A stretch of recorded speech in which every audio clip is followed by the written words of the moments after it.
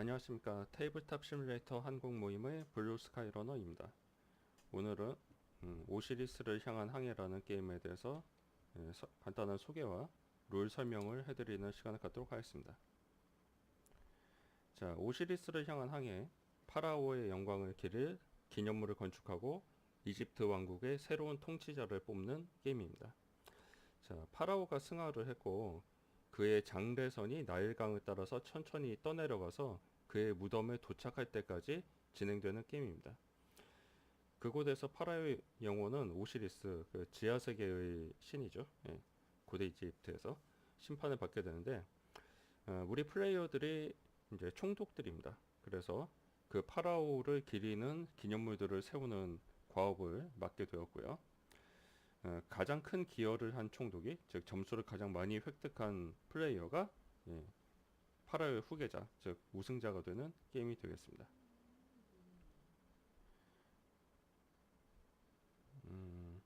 자, 총독들은 이제 각 플레이어를 가리키고요. 섭정이라고 있는데 이게 그 각 계절, 즉 현재 라운드의 선 플레이어를 의미하는 겁니다. 자, 세팅에 대해서 말씀드리겠습니다. 자원이 총 세 가지가 있습니다. 곡물, 벽돌, 돌. 좀 헷갈리니까 석재라고 할게요. 예, 벽돌하고 돌이 헷갈리니까요. 곡물, 벽돌, 석재, 자원 토큰들을 가까운 곳에 두는데요.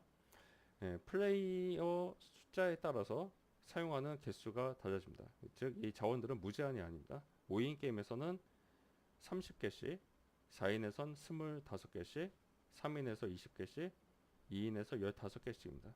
그래서 이 자원들이 지금 30개씩 있는데요.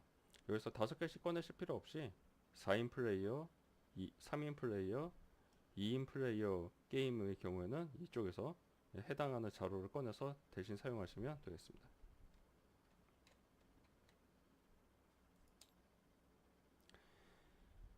자, 각 총독은 색을 하나 골라서 그 색을 낙타 1개, 스핑크스 4개, 오벨리스크 3개, 여기 철탑이라고 되어 있는데 탐문이라고 표현하는 게 좋을 것 같습니다. 고대 이집트니까요. 네, 2개, 그리고 은총 카드 1세트, 총 5장을 받습니다. 예. 자, 여기 자기 플레이어를 위한 비밀 영역이죠. 좀 다른 플레이어들의 영역은 속이 보이지 않습니다. 자기 것 안에 보면 탐문 2개, 스핑크스 3개, 낙타 하나, 오벨리스크 4개, 그리고 이건 이제 패스 톡 그 마커라고 합니다. 그리고 5장의 은총 카드가 있습니다. 영문 보이는데 카드에 갖다 대면 우리말로 주석이 나오게끔 되어 있으니까 이걸 참고하시면 되겠습니다.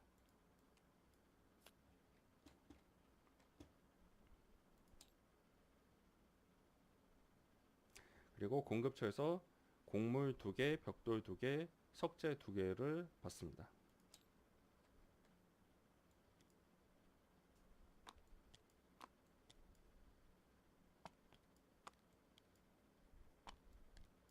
네.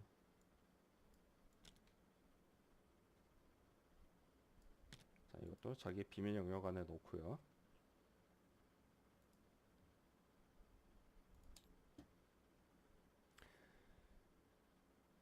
점수 트랙을 시작한 각 총독의 점수 마커를 둡니다. 자, 이 보드판에 보시면 이 테두리에 있는 숫자가 있는 칸이 점수 트랙이 되겠습니다. 여기에 자기 점수 마커를 놓으면 되겠습니다. 도시 카드를 잘 섞어서 각 총독에게 한 장씩 나누어 줍니다. 자, 도시 카드는 여기 20장의 도시 카드가 있습니다. 그걸 잘 섞어서 지금은 뭐 저 혼자 있으니까 한 장만 들고 오겠습니다.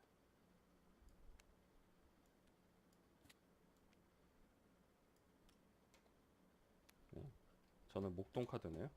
이 카드에 대한 설명은 나중에 따로 드리도록 하겠습니다. 그러니까 말 그대로 도시 카드라고 되어 있는데 사실상 특수 능력이 있는 캐릭터 카드, 그렇게 보셔도 될 것 같습니다. 전문가 카드 정도로 이해하시면 될 것 같네요. 자, 파라오의 장대선 토큰을 보드의 강 구역 중 가장 오른쪽 칸에 두고 두 번째 구역과 경계를 나누는 여울 앞까지 전진시킵니다. 자, 여기 강을 보시면 나일강이죠. 아까 처음에 서두에 말씀드린 것처럼 이 장대선, 파라오의 시신이 안치되어 있는 이 장대선이 지금 이 강을 따라서 천천히 이동을 하는데, 요 한 칸, 이 여울, 물결 표시 있죠? 여기까지가 1라운드, 첫 번째 계절이라고 합니다. 그래서 한 라운드가 끝나고 나서 이동하면 여기다 놓겠죠? 그러면 여기가 2라운드, 3라운드, 4라운드 이런 식으로 진행이 됩니다. 네.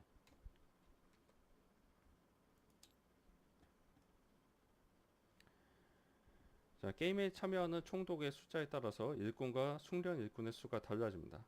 3에서 5인 플레이를 할 때는 3개의 숭련 일꾼 토큰, 색마다 1개씩과 12개의 일꾼 토큰, 색마다 4개씩을 사용하고, 2인 게임에서는 숭련 일꾼은 똑같은데 그냥 일반 일꾼이 색마다 3개씩 9개로 줄어듭니다. 여기 일꾼 자루가 있죠. 15개 일꾼이 들어있고, 4인풀, 3인풀에서는 똑같이 사용을 하고요. 2인풀에서는 여기 일꾼 자루를 따로 조정해서 넣어 두었습니다. 내부를 볼까요? 자, 농부 노란색, 빨간색 벽돌공, 회색 석공이 있습니다. 그래서 4개씩 들어있고요. 그리고 좀 다른 게 있죠. 농부 중에서도 숭련 농부 경우에는 이렇게 하얀색 모자와 두건인가요? 두건과 바지 치마라고 해야 되나? 를 입고 있는 게 있습니다. 이렇게 농부 중에서도 숭련 일꾼이 하나 있고요. 벽돌공 중에서도 숭련 벽돌공이 하나 더 있고요. 석공 중에서도 숭련 석공이 따로 하나 있습니다.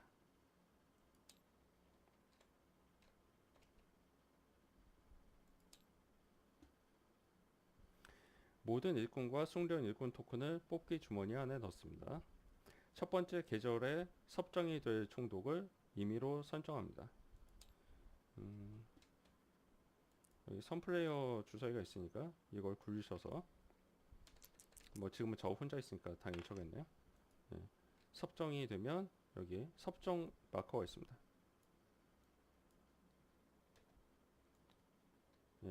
이걸 자기 앞에 놓고 제가 이번 라운드에 섭정이라는 표시로 자기 앞에 놓으면 되겠습니다.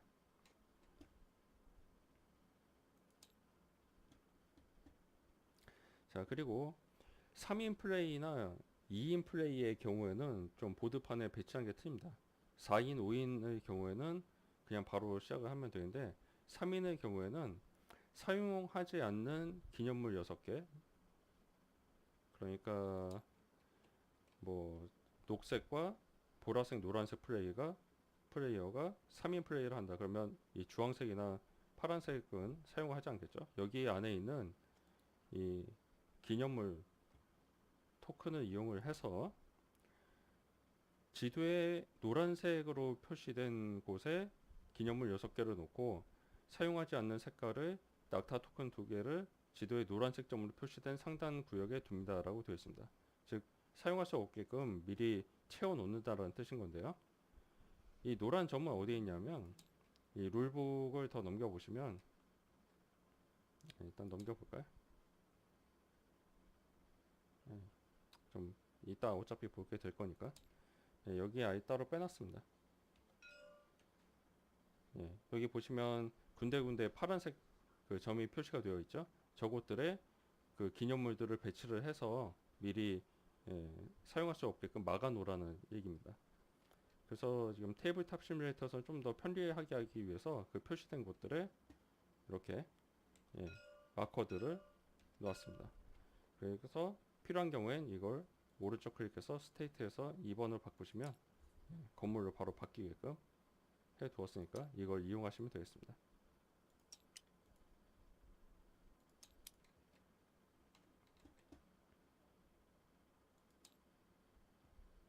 그래서 3인 게임을 하는 경우에는 여기 나와 있는 대로 노란색 점으로 되어 있는 곳들을 건물로 아니면 낙타로 막아 주시고요. 2인 게임을 위한 준비에서는 3인 게임과 동일하게 건물로 변경해 놓은 데에다 추가로 사용하지 않는 색의 거기다 추가로 파란색 점으로 된 구역에도 기념물 6개를 더 변경해 주셔야 되고요.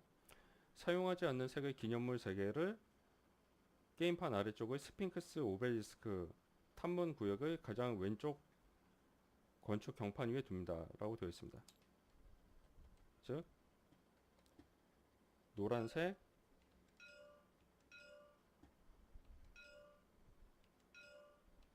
여섯 군데에다가 상단 구역이 이 부분인데 여기 위에 있고 아래에 있거든요. 아래쪽에 지금 이 2개, 여기가 그 3인 플레이에서 말하는 노란색 배치하는 곳이고요. 그리고 이게 파란색 2개, 셋, 넷, 다섯, 6군데에다가 이 밑에 오벨리스크, 스핑크스, 탐문 건축 설계하는 곳이죠. 여기에 지금 3칸씩 있지 않습니까? 이 3칸 중에서 제 왼쪽 것을 건물로 해서 막으라는 내용이 되겠습니다. 그럼 이제 2칸씩만 사용한다는 뜻인 거죠.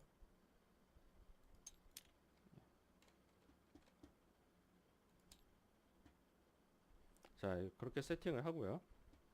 자, 시작할 때 섭정이 모든 일꾼 토큰이 뽑기 주머니 안에 있는 것을 확인한 후에 일꾼을 뽑아서 가림막 뒤에 둡니다. 그리고 왼쪽 플레이어에게 그 주머니를 넘겨줍니다. 자, 4인에서 5인 게임의 경우에는 일꾼을 2개씩 뽑고요. 2인에서 3인 게임의 경우에는 총독은 일꾼을 3개씩 뽑습니다. 모든 총독들이 일꾼을 뽑고 다시 섭정이 주머니를 받을 때까지 반복합니다. 자, 그럼 어떻게 하느냐면, 자, 일꾼 주머니를 일단 속을 잘 섞어야겠죠. 그리고 주머니를 자기 비밀 영역으로 갖고 와서 내용물을 보지 않고 2개를 꺼냅니다. 그럼 저는 이제 농부 2개를 받았네요.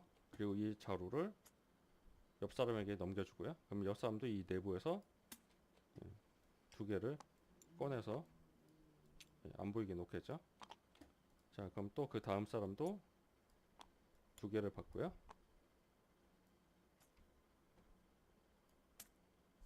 또 다음 사람도 일꾼 2개를 받고요. 보셔서 아시겠지만 당연히 숭변 일꾼이 나오면 더 이득입니다. 그럼 총 5개가 남은 상태에서 마지막에 다시 이 섭정에게 돌아오겠죠. 그러면 섭정은 주머니에 일꾼을 2개만 남기고 모두 뽑습니다.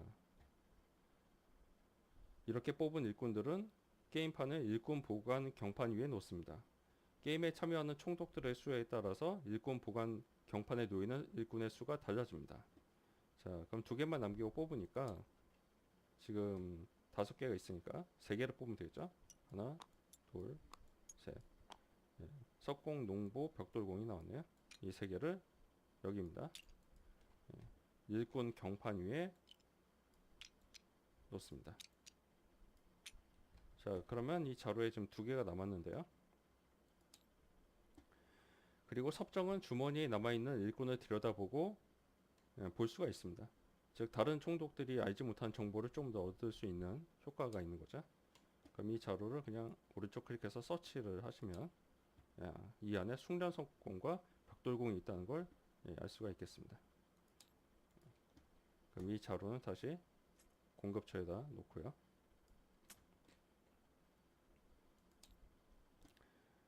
자, 이제 본격적으로 시작하는데요. 섭정부터 시작을 해서 시계 방향으로 각 총독은 아래 목록 중 하나의 액션을 수행합니다. 한 계절은 여러 턴으로 구성되어 있으며 모든 총독이 패스할 때까지 계속됩니다. 가능한 액션은 다음과 같습니다. 이렇게 10가지가 있습니다. 뭐 되게 많다고 생각되실 텐데 이따 설명을 들어보시면 어차피 할 수 있는 액션이 한정되어 있기 때문에 그렇게 어렵지가 않습니다. 그리고 이 내용들은 여기 요약표에 보시면 10가지가 나와 있으니까 플레이 중엔 이걸 참고를 해서 보시면 되겠습니다. 자, 액션 1번. 자원 수집하기. 아까 보신 것처럼 일꾼들은 세 가지 종류가 있습니다. 그리고 두 가지 단계가 있습니다. 농부, 노란색이고요. 숙련된 농부는 노란색과 흰색이 같이 있습니다. 벽돌공, 빨간색, 숙련 벽돌공은 빨간색 더하기 흰색이고요. 석공은 회색, 숙련 석공은 회색 더하기 흰색입니다. 각 종류의 일꾼들은 특정 종류의 지형 칸에만 놓일 수 있습니다. 농장에는 농부나 숙련 농부가, 벽돌 작업장에는 벽돌공이나 숙련 벽돌공이, 채석장에는 석공이나 숙련된 석공이 놓일 수가 있습니다. 그럼 농장, 벽돌 작업장, 채석장은 어디냐면 그림 딱 보이죠? 자, 여기가 농장이 되겠습니다. 그리고 여기가 벽돌 작업장, 그리고 여기가 채석장이 되겠습니다.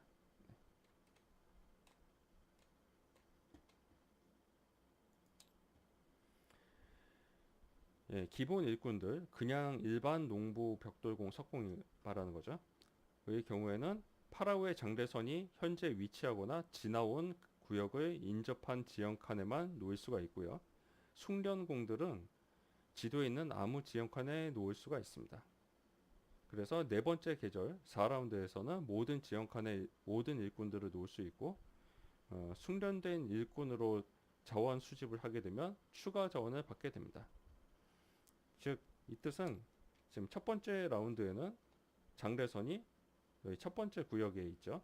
그렇기 때문에 이런 이걸로 할까요?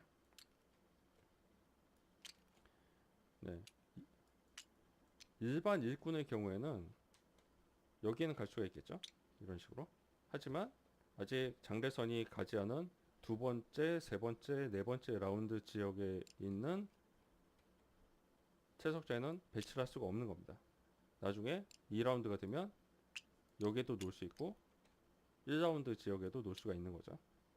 그런데 이런 숙련 벽돌공의 경우에는 아직 배가 1라운드 지역에 있다고 하더라도 1라운드 지역에 있는 벽돌 채집하는 곳은 물론이고 2라운드 지역에 있는 이런 벽돌을 생산하는 곳에 놓을 수가 있는 겁니다.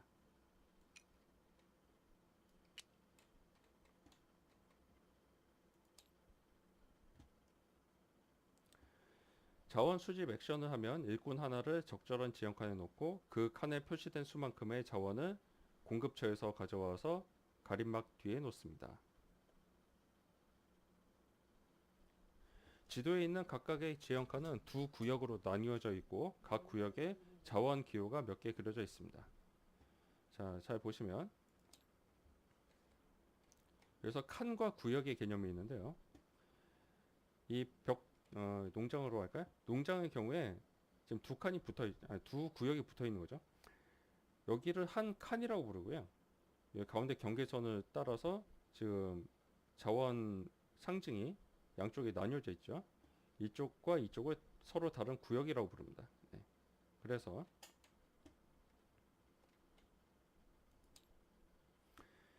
지형 칸에 아무런 기념물이 없다면, 즉 건축이 안 되어 있다면 한 개의 일꾼으로 두 구역을 모두 차지해서, 즉 양다리를 거쳐서 지형 칸에 표시된 모든 자원을 수집할 수가 있습니다.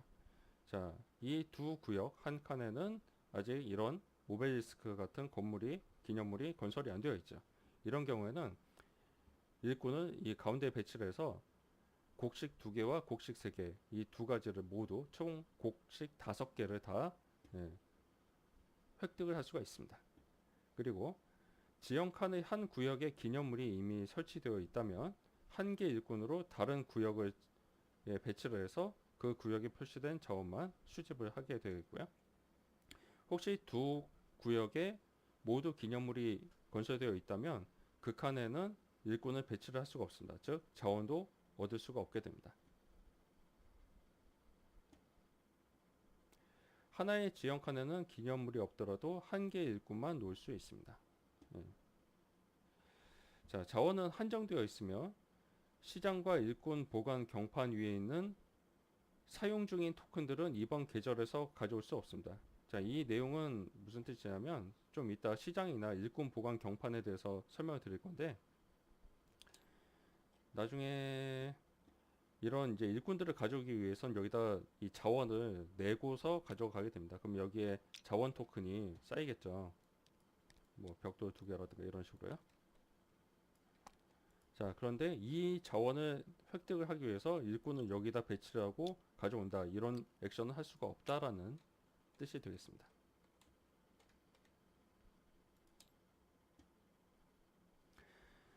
당신이 공급처에서 자원을 가져오는 액션을 수행할 때 공급처에 충분한 자원이 없다면 가능한 양만큼만 받아옵니다. 자원이 무제한이 아니었죠. 예. 석재의 경우에는 지금 몇 개 이제 꺼냈었습니다만 뭐 30개가 있다. 그런데 이제 계속 누군가가 가져가다 보니까 2개밖에 안 남았고 나는 여기에 배치를 해서 3개를 받아야 된다. 근데 자원은 2개밖에 남아 있지 않다. 그러면 그 2개만 받고 끝난다는 얘기입니다. 자, 두 번째 액션, 도시 방문하기. 도시란 여기 그림과 같이, 그리고 여기 안에 보시면 예, 여기 있죠. 도시. 여기도 도시입니다. 네.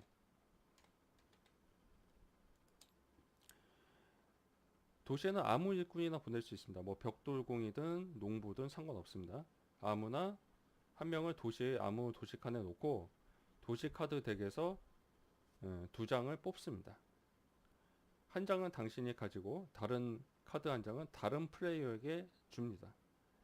그리고 이 도시는 파라오 장래선의 위치와 관계없이 모든 도시 칸에 접근이 가능합니다. 3, 4, 5인 게임에서는 기념물이 이미 건설되어 있는 도시 칸이라고 해도 일꾼을 놓을 수가 있고요. 그 기념물이 다른 총독의 소유라면 도시 카드를 그 총독에게 주어야 됩니다. 그렇지가 않다면 평소처럼 다른 플레이어 아무에게나 주면 되겠습니다. 하나의 도시 칸에는 최대 한 명의 일꾼만 놓을 수가 있습니다.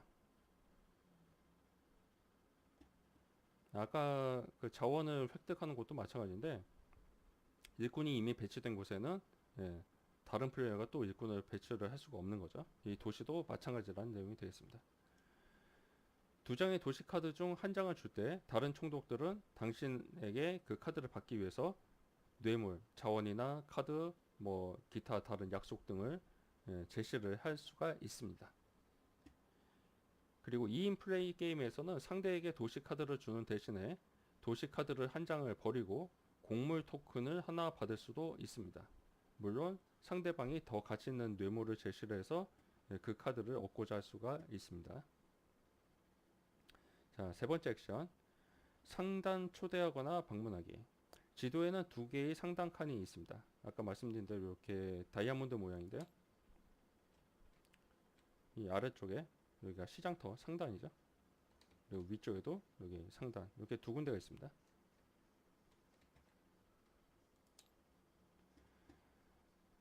예, 이 상단도 보신 것처럼 한 칸이지만 2개의 구역으로 나뉘어져 있죠. 상단 칸의 각 구역에는 아무 일꾼 하나를 배치할 수 있습니다. 이 상단 칸에도 도시와 동일하게 벽돌공이든 농부든 상관없이 아무 일꾼이나 배치를 할 수가 있습니다. 그리고 도시와 동일하게 장래선의 위치와 관계없이 모든 상단 칸에 접근이 가능합니다.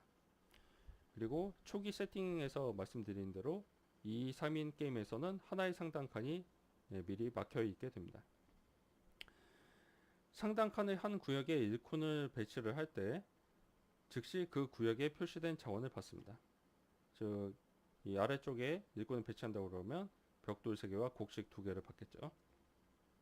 그리고 이 상단 칸에 일꾼을 처음 놓는 거라면 당신이 그 상단의 지도자라는 것을 표시하기 위해서 당신의 일꾼과 함께 낙타 토큰을 놓습니다.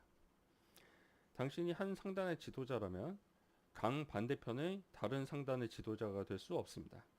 즉, 아래쪽에 제가 일꾼을 배치하면서 낙타를 배치를 해서 이 상단의 지도자가 되었는데 그 다음 순서에 또 여기까지 제가 그 상단의 지도자가 될 수가 없다는 내용이 되겠고요. 또 하고 싶어도 할 수가 없는 게 낙타는 하나밖에 없습니다.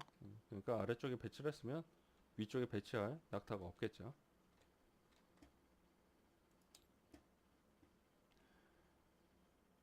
그리고 당신이 한 상단의 지도자라면 상단 칸의 빈 구역에 상대방의 일꾼을 놓으면, 즉 제가 여기 위쪽 구역에 낙타를 놓고 일꾼을 놓아서 여기 지도자가 되는데, 다음 순서에 다른 플레이어가 이 아래쪽에 일꾼을 배치하는 경우를 말하는 거죠.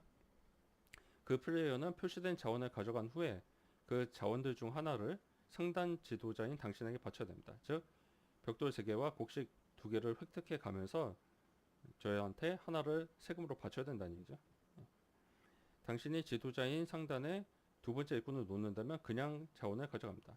제가 지도자인 곳인데 다음 순서에 또 여기다가 일꾼을 배치를 해서 자원을 획득할 때는 제가 지도자니까 당연히 모든 자원을 다 획득을 한다는 내용이 되겠습니다. 각 상단 칸의 각 구역에는 일꾼을 1개까지만 놓을 수 있습니다. 여기도 동일한 얘기입니다. 일꾼을 하나 배치를 했으면 이 같은 구역에 또 일꾼을 배치를 할 수가 없다라는 말씀입니다. 자, 네 번째 액션, 일꾼 추가로 고용하기. 일꾼 보관소에서 일꾼을 고용하려면 아무 자원 2개를 일꾼 보관소 경판에 지불하고 일꾼 보관소에서 일꾼 하나를 선택해서 가져갑니다. 일꾼 보관소의 기본 일꾼과 숙련된 일꾼의 가격은 동일합니다. 일꾼을 고용할 때 지불된 자원들은 계절이 끝날 때까지 수집할 수 없고 일꾼 보관소 경판 위에 남습니다. 아까 한번 말씀드렸던 건데, 자, 일꾼 보관소에 처음 세팅할 적에 남는 일꾼들을 배치를 했었죠. 여기에 있는 일꾼을 하나 데려가기 위해서는 아무 자원 2개를 내라는 내용입니다. 뭐 벽돌 2개든 벽돌 하나, 곡식 하나든 그렇게 여기다 내려놓고서 원하는 일꾼을 하나 데려갑니다. 그리고 일꾼은 숙련공이든 일반 일꾼이든 가격은 동일하다는 내용이 되겠습니다. 그리고 이 자원들은 나중에 뭐 일꾼을 자원 획득하는 액션을 한다는 뜻으로 이렇게 놓고 자원을 가져가듯이 여기다 놓고 이 자원들을 가져가는 그런 액션을 할 수가 없습니다.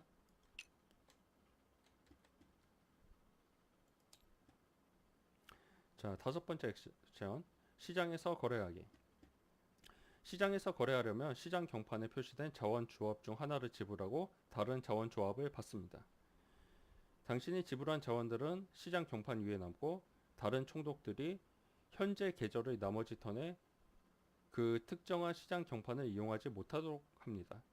이 자원들은 계절이 끝날 때까지 시장 경판 위에 남고 수집할 수 없습니다. 자, 이 그림과 같은 판이 바로 밑에 있었습니다. 여기가 이제 시장 경판인데요. 이 뜻은 여기에다가 석재 하나를 내고 곡식 2개를 가져가도 되고, 반대로 곡식 2개를 내고 석재 하나를 가져가도 된다는 뜻입니다. 그리고 제가 여기에 이런 식으로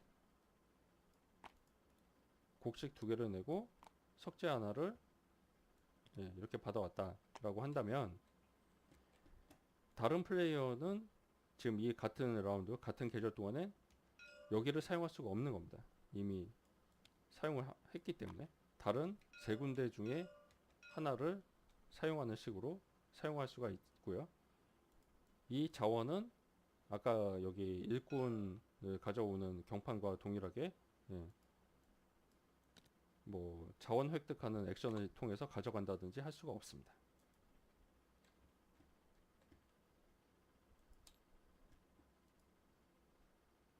자, 6번째 액션, 기념물 계획하기.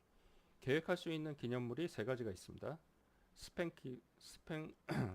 스핑크스, 오벨리스크, 그리고 탐문. 각각의 기념물들은 2-3가지의 계획 공식 경판이 있어서 당신의 자원 토큰들을 가장 효율적으로 사용할 수가 있습니다. 기념물을 계획하려면 계획 경판 중 하나를 선택해서 거기에 표시된 자원을 공급처에 지불하고 당신의 해당하는 기념물 토큰을 사용한 경판 위에 올려둡니다. 당신의 기념물 토큰이 계획 경판 위에 있는 동안에 다른 플레이어는 그 경판을 사용할 수가 없습니다. 계획 경판에 여러 개의 기념물을 동시에 둘 수 있지만 각각의 계획 경판에는 1개의 기념물만 놓을 수 있습니다. 당신이 현재 계절에 호루스의 은총 카드를 사용하지 않았다면 계획한 기념물을 모두 건설하기 전까지는 패스할 수 없습니다. 자, 이 내용을 좀 더 설명을 드리자면 기념물은 건물은 오벨리스크, 스핑크스, 탐문 세 가지가 있고요. 이걸 건설하기 위해서는 이 세 가지 경판이 있습니다. 즉 오벨리스크 건설을 하기 위해서는 석재 하나, 벽돌 4개, 곡식 2개를 이용해서 건설을 할 수도 있고 달리 석재 2개, 벽돌 2개, 곡식 2개로도 건설을 할 수 있다는 내용입니다. 그래서 이런 자원들이 준비가 다 되었다고 그러면 그 자원들을 일단 뭐 이걸로 하겠습니다. 예. 여기다가 내고 뭐 다 냈다 그러면 여기다가 오벨리스크니까 요거를 이렇게 올려놓으면 되겠죠. 예. 자 이렇게 하면 여기 나는 이 오벨리스크를 하나 건설하겠다고 이렇게 계획을 즉 예약을 했다고 보면 되겠습니다. 자 이렇게 배치를 하게 되면 다른 플레이어는 이쪽이나 이쪽에 계획을 세울 수는 있지만 제가 이미 이 두 번째 거는 선점을 했기 때문에 이걸 이용을 할 수가 없다라는 내용이 되겠습니다. 스핑크스도 이렇게 세 가지, 탐문은 2가지가 있죠. 그리고 이 옆에 있는 게 영광 점수, 이게 포인트인데 당연히 비교적 건설하기 쉬운 오벨리스크는 2점, 그리고 좀 더 많은 자원이 들어가는 스핑크스는 4점, 가장 많은 자원이 소모되는 탐문은 7점짜리 건물이 되겠습니다.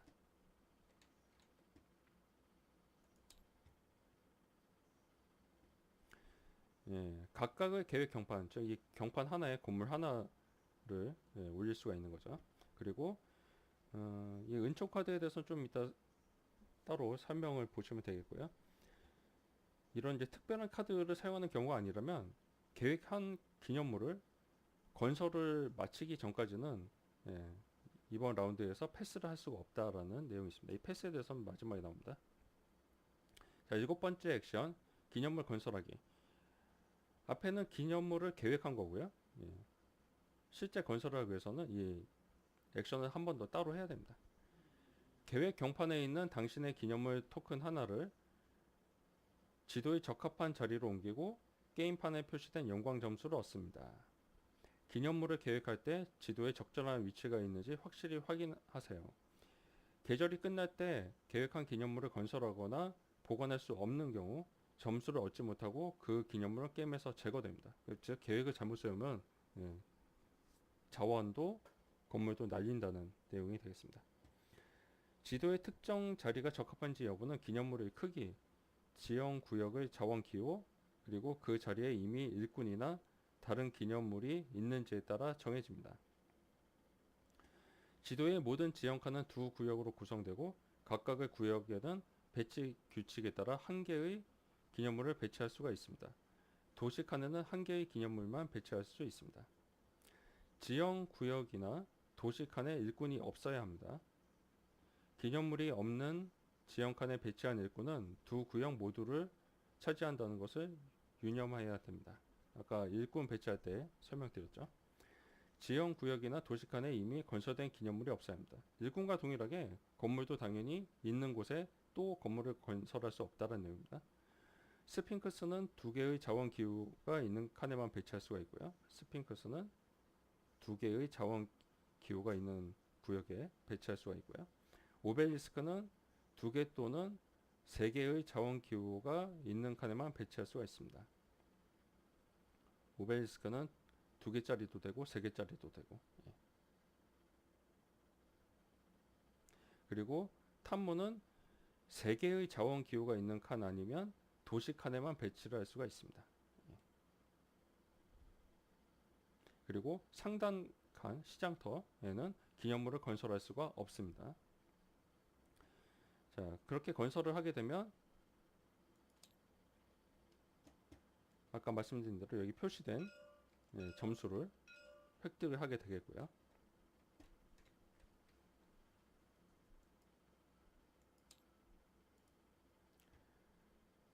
그리고 한 종류의 기념물을 모두 건설하는 첫 번째 충동은 즉시 보너스 점수를 추가로 받습니다.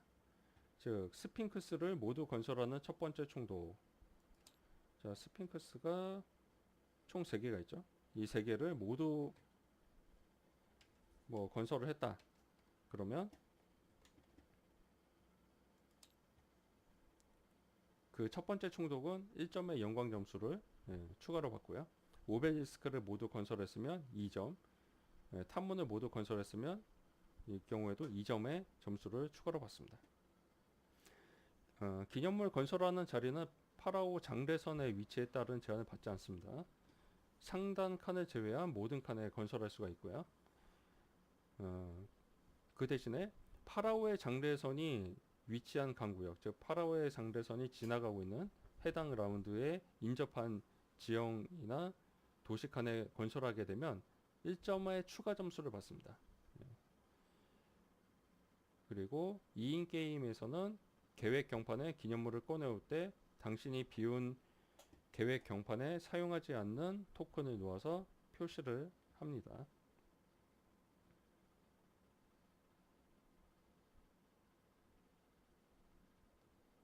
그러니까 3인, 4인, 5인에서는 그렇게 하지 않는데 2인 게임에서는 기념물을 한번 그 계획을 해서 사용을 했으면 그 사용하지 않는 토큰을 하나 배치를 해서 막아버리라는 내용이 되겠습니다. 자, 8번째 액션, 도시카드 플레이하기. 모든 도시카드는 2가지 선택지가 있습니다. 카드 왼쪽 위에 표시된 자원들을 공급처에서 받아도 되고요. 카드 아래쪽에 설명된 특별 액션을 수행할 수도 있습니다. 한 장의 도시카드로 자원도 받고 특별 액션도 사용하는, 그렇게 2가지 다 사용하는 것은 안됩니다. 한번 사용한 도시카드는 버려지고요. 혹시 모든 도시카드를 다 뽑아서 이제 덱이 비었다고 그러면 버려진 카드를 다시 섞어서 새로운 도시카드 덱을 만들면 되겠습니다.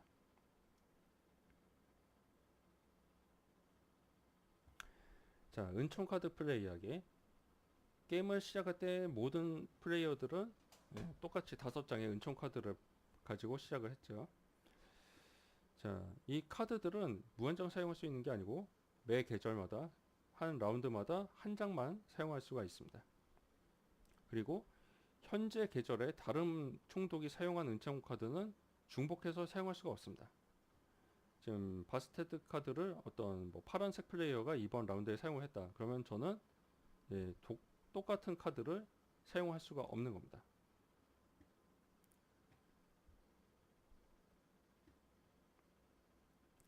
여기 예시가 나와 있죠. 주황색 플레이어가 바스테드를 사용하고 보라색 플레이어가 호루스를 사용했다면 파란색 플레이어는 현재 계절에 이 2장 모두 사용할 수가 없습니다. 한 계절에 같은 은총 카드를 사용할 수 없기 때문에 사용한 카드는 다른 플레이어들이 볼 수 있도록 가림막 앞에다가 앞면으로 보이도록 내려놓으면 되겠습니다. 각 계절이 끝날 때 사용된 카드들은 게임에서 제거됩니다. 그러니까 다시 자기 핸드로 가져가지 않습니다. 자, 10번째 액션, 계절 패스하기. 이번 계절에서 더 이상 액션을 수행할 수 없거나 수행하고 싶지 않다면 마지막 액션은 계절에서 패스하는 것입니다. 처음으로 패스하는 총독이 다음 계절에 섭정이 되고 게임판의 오른쪽 아래에 있는 섭정 경판에서 보너스를 선택합니다. 그 총독은 자신의 패스 토큰을 선택한 보너스 위에 놓고 그 보너스를 즉시 받습니다.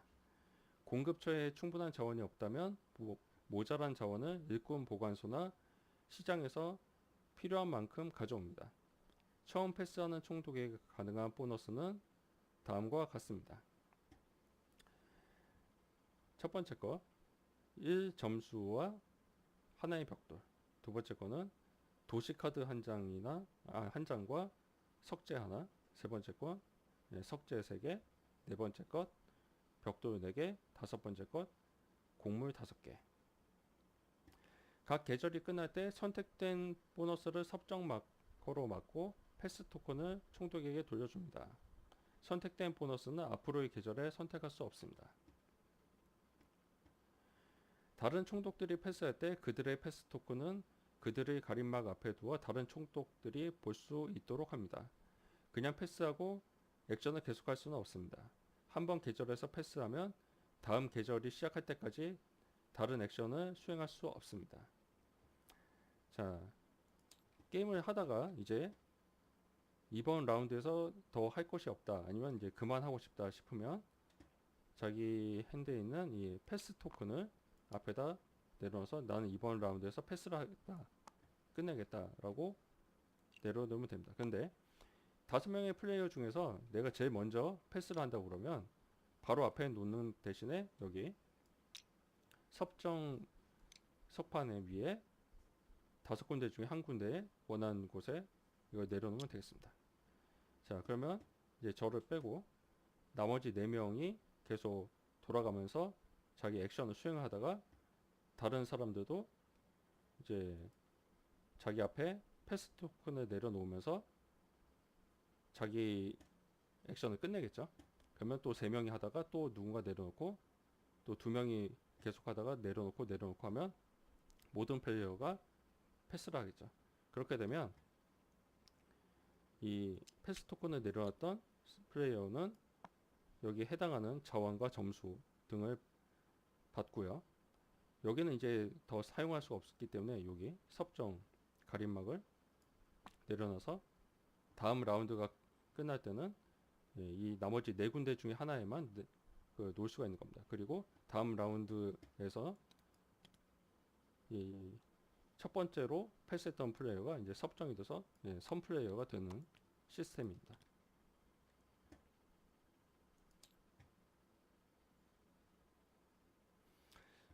그리고 패스한 후에도 다른 총독들과 거래나 흥정은 할 수가 있습니다. 뭐 패스한 후에도 다른 총독에게서 도시카드를 도시카드를 획득할 때 2장을 받고 한 장은 자기가 갖고 다른 한 장은 다른 플레이어에게 주게 되어 있는데 패스한 플레이어도 그렇게 받을 수가 있다는 내용입니다. 하지만 그 카드를 현재 라운드에서 플레이할 수는 없는 거죠.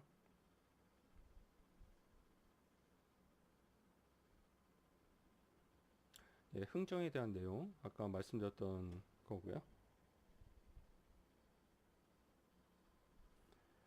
자, 첫 번째, 두 번째, 세 번째 계절에 모든 총독이 패스해서 계절이 끝나게 되면, 라운드가 끝나게 되면 다음과 같이 진행을 하고 다음 라운드를 준비를 합니다. 파라오의 장래선을 다음 강 구역으로 전진시키고요. 낙타 토큰들을 원래 주인에게 되돌려줍니다. 그리고 시장과 일꾼 보관소의 모든 자원을 공급처로 되돌립니다. 섭정 마커를 처음 패스한 총독에게 선택한 보너스 칸에 놓고 모든 패스 토큰들을 총독에게 되돌립니다. 모든 일꾼들을 뽑기 주머니로 되돌립니다. 일꾼 보관소에 있는 고용되지 않은 일꾼이나 총독들을 가림막 뒤에 있는 사용하지 않은 일꾼들도 모두 주머니에 넣습니다. 계절과 계절 사이에 일꾼을 보관할 수 없습니다. 사용된 은총 카드들을 게임에서 제거합니다. 계획했지만 건설하지 못한이겠죠. 기념물들을 게임에서 제거합니다. 이제 이번 계절은 끝났고 처음 패스한 총독이 다음 계절의 선 플레이어가 됩니다. 1장으로 돌아가서 다음 계절을 플레이하면 되고요. 4번째 계절에 맞췄다면 이제 5장으로 넘어갑니다.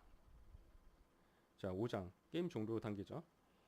게임이 종료되면 각 총독이 게임 중에 건설한 기념물의 배치에 따라서 추가 보너스 점수가 수여됩니다. 당신이 서로 인접하게 건설한 3개의 기념물 세트마다 영광 점수 2점, 당신이 같은 강 구역에 건설한 4개의 기념물 세트마다 영광 점수 3점을 추가로 받습니다. 보너스 점수를 받는 각각의 기념물 세트는 서로 달라야 합니다. 당신이 5개의 기념물을 서로 인접하였어도 서로 인접한 3개의 기념물 세트는 1개뿐이기 때문에 보너스 영광 점수를 2점만 받습니다. 자, 이 2가지 예시를 말씀드리자면 인접하게 건설된 3개의 기념물이라는 거는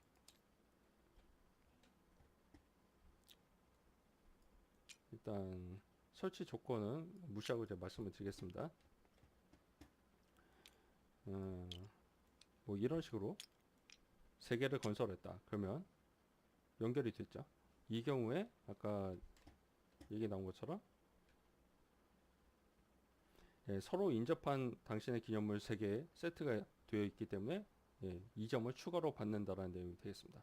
그리고 밑에 하나의 강 구역에 인접한 당신의 기념물 4개라는 것은 하나의 강 구역, 즉 이런 한 라운드 구역을 말하는 겁니다. 즉 4개가 예, 뭐 서로 강 건너에 있다고 해도 이렇게 되면 4개가 되죠. 이렇게 건설을 했다고 그러면 그 추가 점수를 받는 거고요. 만약에 자 이렇게 4개라고 하면 지금 이 강 구역을 하나가 벗어났죠. 그럼 이 안쪽엔 3개밖에 안 되지 않습니까? 그럼 이 경우는 해당이 없는 겁니다.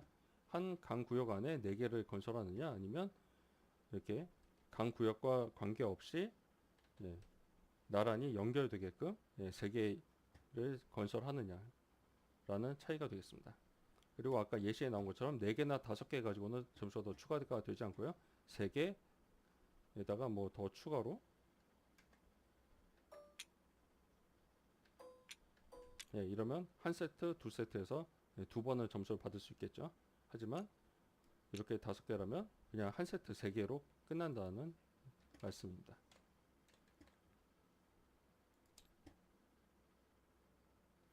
자, 모든 총독들이 보너스 영광 점수를 받은 후에 가장 높은 점수를 가진 총독이 예, 승리자, 새로운 파라오가 되고요.